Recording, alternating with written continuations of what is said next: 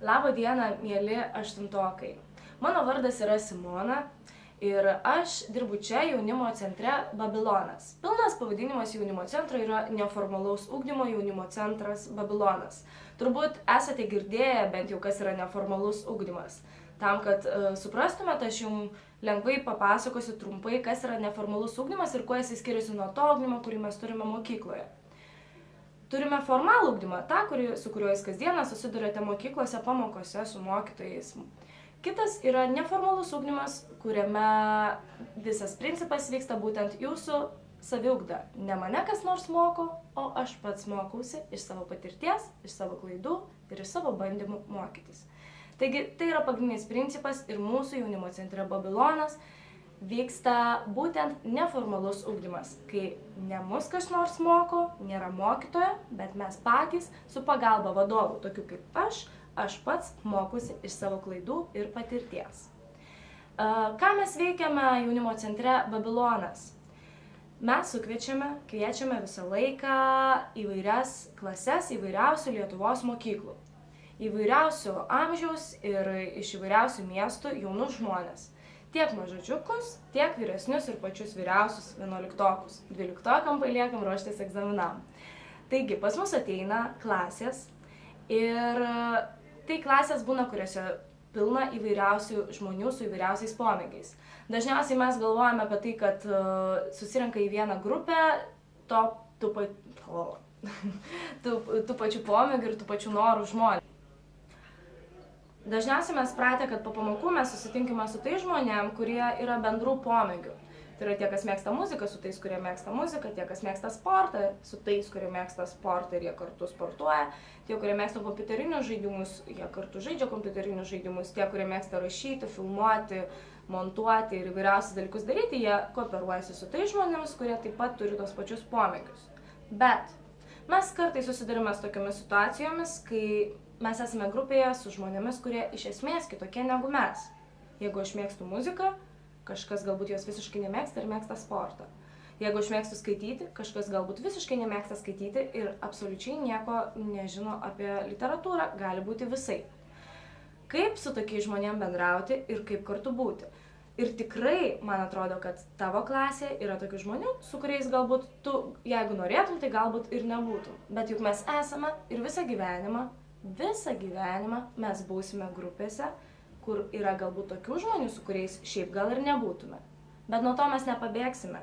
Ir mes visada esame grupėje žmonių, kurie yra skirtingi. Bet Babilonas sako, kad tai yra geras dalykas, kad tai yra mes, nes mes esame skirtingi, mes galime vienas kitą papildyti, vienas kitam papasakoti ir tuo tapti dar platesnio akiračio žmonėmis. Taigi, ar esate susidūrę su situacijomis, kai visa klasė susigrupavusi, ar ne? Viena grupelė, kita grupelė, trečia, o tau gal grupelės ir neliko, jeigu liko, tai galbūt tu niekaip negali patekti į kitą grupelę, nors galbūt visai ir norėtum pabendrauti. Yra situacijų, kai iš tavęs galbūt nuolatos juokiasi, kad ir ką be pasakytum, kažkodėl visą laiką girdi foną už nugaros, kad iš tavęs juokiasi. Arba yra situacijų, kad tu norėtum paklausti galbūt kažką, turi savo įžvalgą, nori paklausti kažką ypatingo, keistą, galbūt perskaitai, bet žinai, kad tą klausimą pamokoje palydės juokas. O galbūt esi susidūręs su situacija, kad eini atsakinėti prie lentos, ar tiesiog prieš klasę, ir pamiršti žodžius, visiškai eilėraščio, arba pamiršti visas sostinės, pamiršti visą tai, ką mokais taip sunkiai visą vakarą. Yra begalė situacijų, kai mes pasielgiam galbūt ne taip, kaip norėtume, arba kai mes jaučiamės ne taip, kaip galbūt norėtume. Mes norėtume būti grupėje galbūt, mes norėtume turėti visą vieną grupę ir nenorėtume skirstytis į klasę. Dar, pavyzdžiui, jeigu žmogus yra pasimetęs ir jisai galvoja apie tai, ko jisai norėtų savo gyvenime, ir mūsų mokytojai dažnai klausia, kur norėsi stoti, ką norėsi veikti, bet tu tikrai nežinai, tu nežinai, kas tau sekasi. Yra vienintelis būdas sužinoti, tai yra pabandyti. Tikrai kitokio nebus. Nei perskaitęs, nei pasikalbėjęs ir išgirdęs pasakojimų, tu tikrai nesužinosi. Lygiai taip pat ir su bendravimu, lygiai taip pat su juokimusi, šaipimusi, atsiskyrimu į grupeles, taip ir su mumis individualiai, asmeniškai. Viskas vyksta tik per patyrimą. Niekas mums nepapasakos, niekas mums nepagrumos pirštu, niekas neparašys knygoje, nes viskas įrašyta tik tai čia. Bet čia knygą perskaityti, čia turiu omeny širdį ir protą. Čia gali perskaityti tik mes patys, nes niekas kitas neatidarys ir neperskaitys, tik jūs patys. O perskaityti yra tik vienas kelias – pabandyti, patirti, išbandyti, galbūt suklupti, grįžti atgal.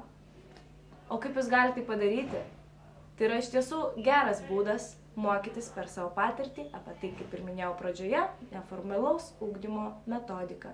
Tai yra, kai mokaisi pats, kai mokaisi niekieno neverčiamas ir mokaisi iš savo draugų, iš savo patirčių, iš savo emocijų ir mokaisi jas išreikšti. Taigi čia, Babilone, ateina klasės, kurioje yra įvairiausių žmonių, įvairiausių pomėgių, įvairiausių nuomonių. Jie galbūt mielai ir nebūtų vieni su kitais, bet taip atsitiko, kad galbūt visą gyvenimą tu, tiksliau visą mokyklos laiką, tu praleisi su jais. Tai kaip tu renkiesi? Ar pyktis, būti grupelėse, pasimesti, drebėti kojom, ar bandyti įsiklausyti, paklausti, išsiaiškinti, patirti, sužinoti. Viskas priklauso tik nuo kiekvieno žmogaus. Ir visi atsakymai, ir visos knygos yra tik tai čia. Taigi, jūs esate visi jauni žmonės laukiami čia, jaunimo centre Babilone, patirti, susidraugauti, atrasti save, išbandyti save ir susikurti kitokią kasdienybę, kurią sukuria jums žmonės, su kuriais jūs esate. Taigi laukime čia, jūsų neformalaus ugdymo jaunimo centre Babilonas.